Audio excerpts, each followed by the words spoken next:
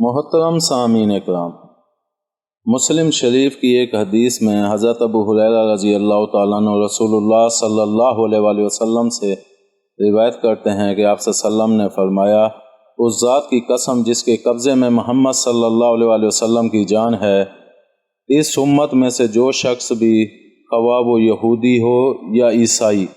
میری نبوت کی خبر پائے اور میری لائی ہوئی شریعت پر ایمان لائے بغیر مر جائے،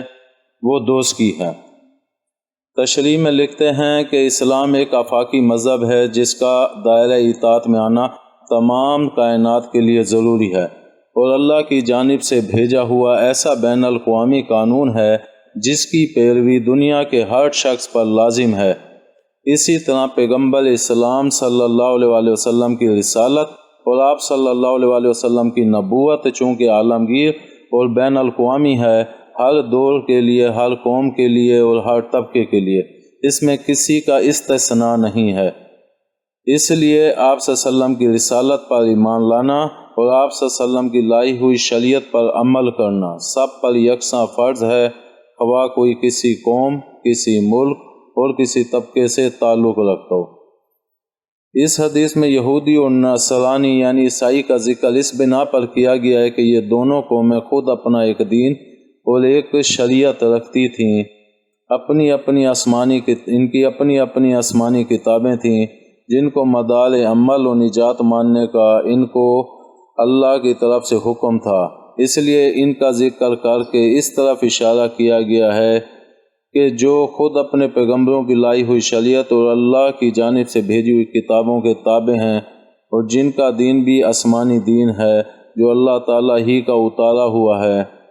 تو اللہ تعالیٰ کے آخری دین اسلام کے نفاذ اور خاتم النبیین صلی اللہ علیہ وآلہ وسلم کی ہمہ گیر بعثت کے بعد جب ان قوموں کے پیغمبر اسلام صلی اللہ علیہ وآلہ وسلم کی رسالت تسلیم کیے بغیر چارہ نہیں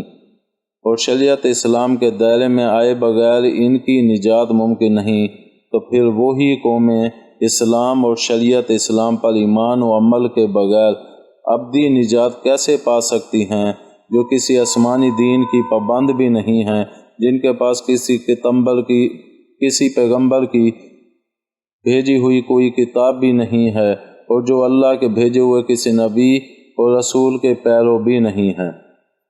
ایک بات اور بھی ہے، یہودیوں اور عیسائی کہا کرتے تھے کہ اللہ برگزیدہ پیغمبر موسیٰ اور عیسیٰ کے پیروکار اور اللہ کی اتاری ہوئی کتاب تورات و انجیل کے متبع ہونے کی وجہ سے ہم تو خود نجات یافتہ ہیں،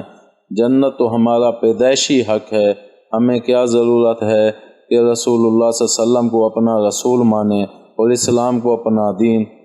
اس حدیث کے ذریعے ان کے اس غلط عقیدے اور خیال کی بھی تردید کی گئی ہے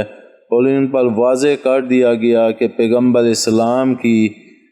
بعثت کے بعد تو نجات انہی لوگوں کی ہوگی جو دین اسلام کو مانیں گے اور اس پر عمل کریں گے، کیونکہ محمد عربی صلی اللہ علیہ وآلہ وسلم کی بعثت کا ایک بنیادی مقصد یہ بھی ہے کہ سابقہ شریعتیں منسوخ ہو جائیں، تمام مذاہب کالعدم ہو جائیں اور تمام کائنات کو صرف ایک مذہب دین اسلام کے دائرے میں لایا جائے جو اللہ کا سب سے آخری اور سب سے جامع اور مکمل دین ہے۔